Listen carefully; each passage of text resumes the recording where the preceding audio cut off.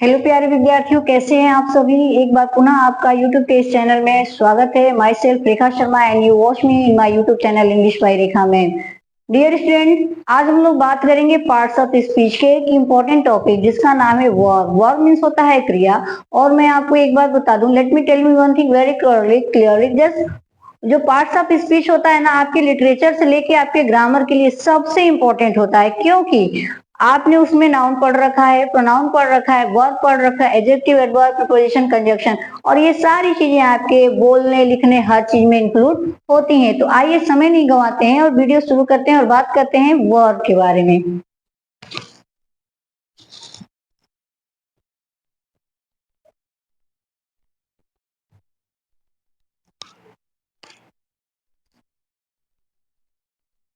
Verb verb क्या होती है? हिंदी इसकी होती है क्रिया, और इसको क्या बोला जाता है? Action verb.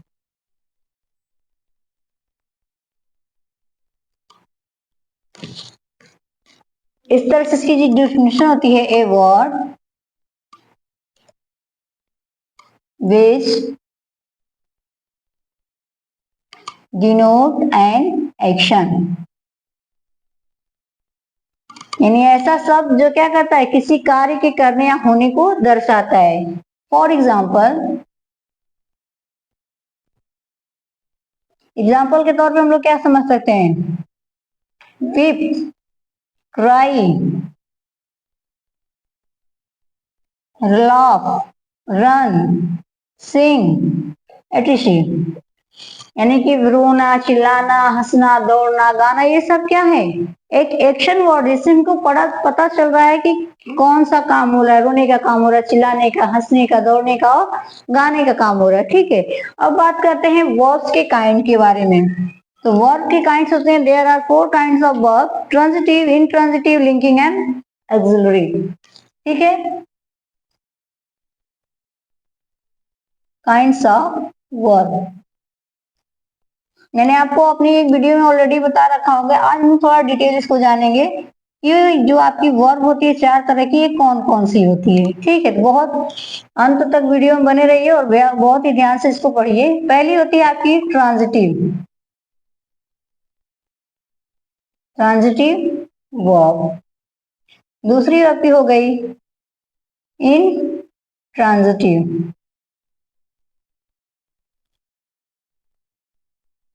तीसरी आपकी हो गई लिंकिंग वर्ब, और चौथी आपकी आ गई ऑक्सिलरी।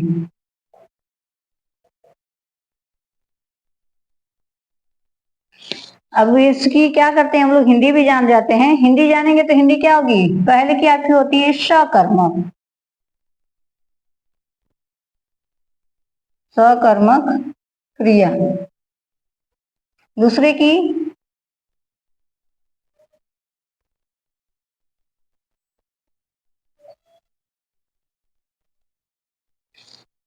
अब इसको क्या बोल सकते हैं?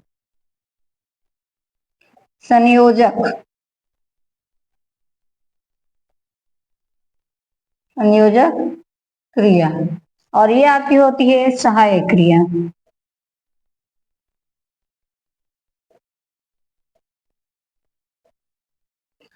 एक्चुअली आजकल होता क्या है कि हम लोग इंग्लिश बोलने की दौड़ में ये भूल जाते हैं कि कुछ कुछ जो कॉमन वर्ड होते हैं, कभी कभी इनकी हिंदी भी जानना हमें चाहिए। ठीक है, तो आपने देखा कि वर्ब जो है, there are totally 4 kind of verb: transitive, intransitive, linking and auxiliary.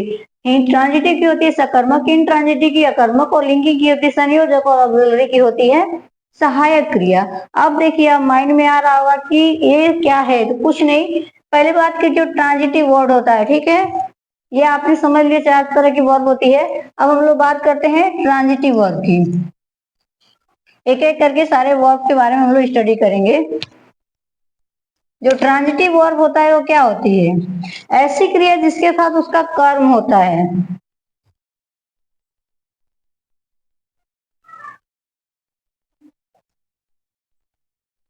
यानी ऐसी क्रिया जिसके साथ उसका ऑब्जेक्ट होता है। और ऑब्जेक्ट को मैंने बार बार अपनी वीडियो में बताया कि किसी भी वाक्य में आया हुआ दूसरा संज्ञा या सर्वनाम उस वाक्य का ऑब्जेक्ट कहलाता है। ठीक है, अभी हम लोग इसको एग्जाम्पल के तौर पे समझेंगे।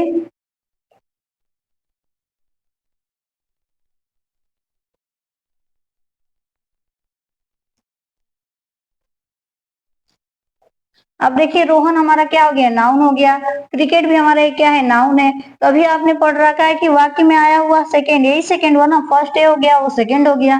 तो किसी भी वाक्य में आया हुआ दूसरा संज्ञा या सर्वनाम उस वाक्य का ऑब्जेक्ट कहलाता है। इस तरह से ये हमारा हो गया सब्जेक्ट और ये हमारा हो गया ऑब्जेक्ट हो गया।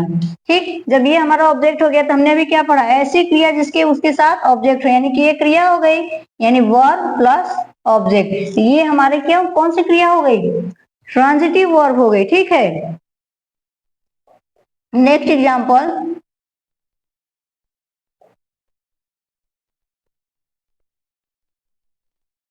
देखिए अब ये हमारा राम हो गया, ये हमारा एक सब्जेक्ट हो गया, ये दूसरा हमारा ऑब्जेक्ट हो गया। अब इसके बाद बचा तो आप लोग माइंड में आएगा कि ये भी तो नाउन है, ये भी वस्तु का नाम है। देखिए हमारा जब वर्ब के तुरंत बाद कोई नाउन या प्रोनाउन होता है उसको ऑब्जेक्ट मानते हैं और इसके बाकी वाक्यों को कॉम्प्लीमेंट मानते हैं, यानी पूरक मानते हैं। लेकिन हमको मतलब किससे है, गेव मतलब देना एक क्रिया है, वर्ब प्लस ऑब्जेक्ट इसका टू आपकी क्या हो गई, ट्रांजिटिव। अंडरस्टूड। अभी बात करते हैं इनट्रांजिटिव वर्ब की। ठीक है, अब इनट्रांजिटिव वर्ब क्या होती है,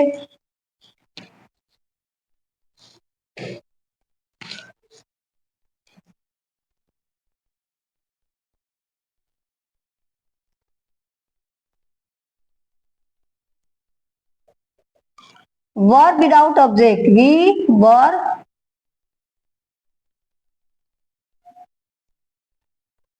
यानी ऐसी क्रिया जिसमें कर्म नहीं होता। एग्जाम्पल,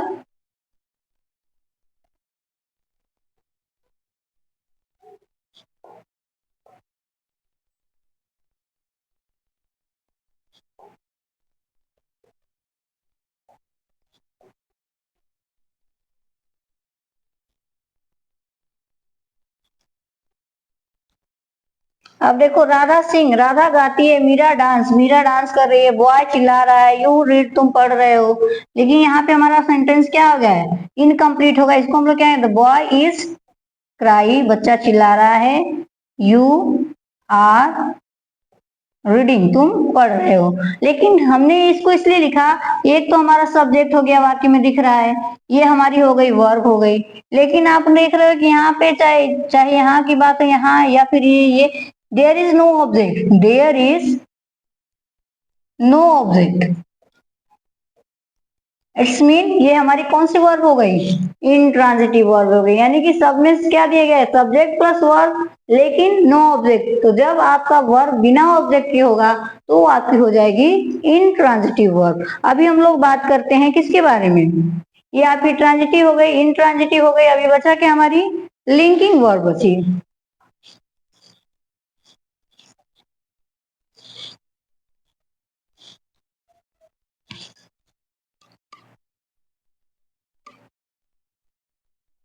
लिंकिंग वर्ब, संयोजक क्रिया। आपको नाम तो ही पता है कि ऐसी क्रिया जो क्या करती है, परस्पर वाक्यों के हो या फिर शब्दों को जोड़ने का काम करती है। जैसे अगर इसकी डिफिनेशन हम लोग बताएं तो क्या कर सकते हैं, a verb, a verb which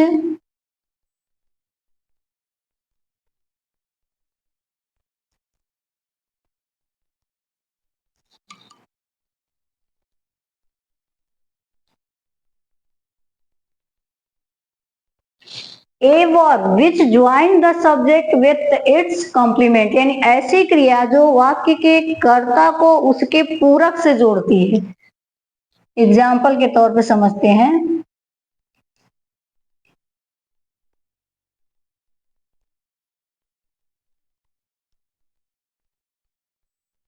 the earth is round, अर्थ मतलब पृथ्वी, इज मतलब है, राउंड मतलब गोल। अब देखिए राउंड क्या हो गया, ये इस वाक्य का यानी कि द अर्थ का ये क्या हो गया, कॉम्प्लीमेंट हो गया। उसको जोड़ने का काम कौन कर रहा है, इज कर रहा है। ठीक है, अभी दूसरा अगर बात करें तो क्या कर सकते हैं, एग्जाम्पल देख सकते हैं कि आई एम ए टीचर। अब देखिए ये हमारा हो गया सब्जेक्ट और इस टीचर को एम के थ्रू ये इसका जो कॉम्प्लीमेंट है इसे जोड़ा जा रहा है। ठीक है, तो एम जो है इस टीचर को इससे जोड़ने का काम कर रहा है। ठीक, ये हो गया I am a T shirt. और एक और एग्जांपल लिखते हैं,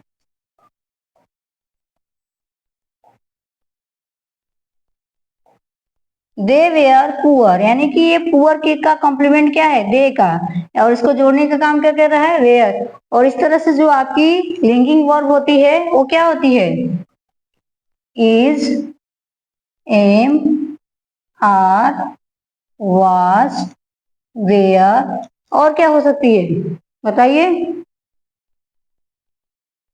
ये आपकी is, am, are, was, were जो होती है वर्ब, ये आपकी लिंकिंग वर्ब होती है। आई होप आपको ये समझ में आ रहा होगा। अभी हम लोग बात करते हैं अपने लास्ट और आखिरी ऑक्सिलरी वर्ब के बारे में।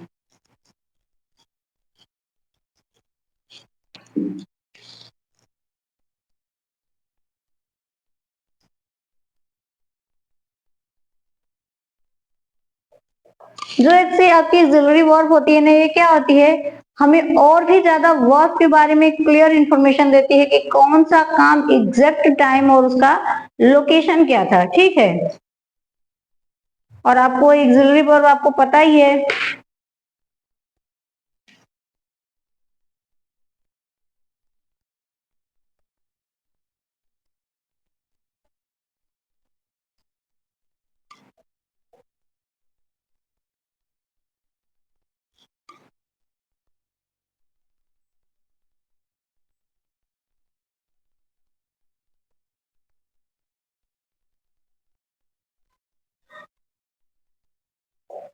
यानी ऑक्सिलरी वर्ब ऐसी क्रिया होती है जो क्या करती हैं, हमको टेंस बनाने में मदद करती हैं, ठीक है। Auxiliary verbs are those verb who help in making tense, जो हमें टेंस बनाने में मदद करती हैं। अब इसका एक एग्जांपल देखिए, ऑक्सिलरी वर्ब का एग्जांपल हम लोग क्या सकते हैं। सबसे पहले आपको ये जानना है ऑक्सिलरी होता क्या है, तो आपका will, shall, can, could, may, might, ये सब आपके क्या है,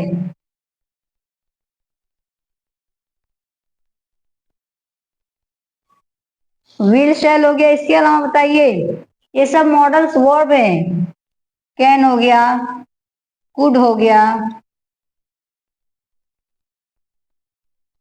माइट हो गया। अब इसको हम लोग एग्जाम्पल के तौर पे पहले समझते हैं, ठीक है।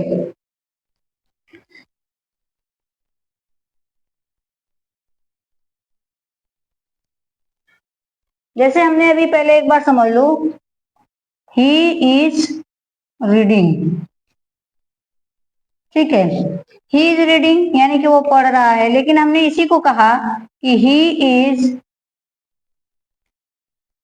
रीडिंग ए बुक, यानी वो क्या कर रहा है, पढ़ रहा है क्या, किताब। लेकिन इज, एम, आर का प्रयोग आपको पता है कि प्रेजेंट कंटिन्यूअस टेंस में, यानी वर्तमान समय में भी वो क्या कर रहा है, किताब पढ़ रहा है। तो इस तरह से ये हमारी भी क्या हो जाएगी, ऑक्सिलरी वर्ब का काम करेगा, क्योंकि ये हमने क्या किया, इज, यहाँ पे इज लिंकिंग वर्ब का काम कर रहा है, लेकिन यहाँ पे इज क्या कर रहा है, आपके टेंस को बता रहा है, प्रेजेंट कंटिन्यूअस टेंस को बता रहा है। इसलिए आपकी इस वाक्य के लिए क्या हो गया, ऑक्सिलरी वर्ब हो गया, ठीक है। और इसमें आप ये भी जान लो कि जो आपकी ऑक्सिलरी वर्ब है केवल विल और शैल तक नहीं होती, बल्कि इसमें इज, एम, आर और वाज और वेयर तक भी आते हैं। क्योंकि वाज और वेयर क्यों आता है, बता सकते हैं आप लोग, मुझे कमेंट में बताइएगा कि वाज और वेयर क्यों आते हैं और ये किस टेंस के में प्रयोग किए जाते हैं, ठीक है। आज के वीडियो में इतना रहने देते हैं। Till then, thank you and good bye.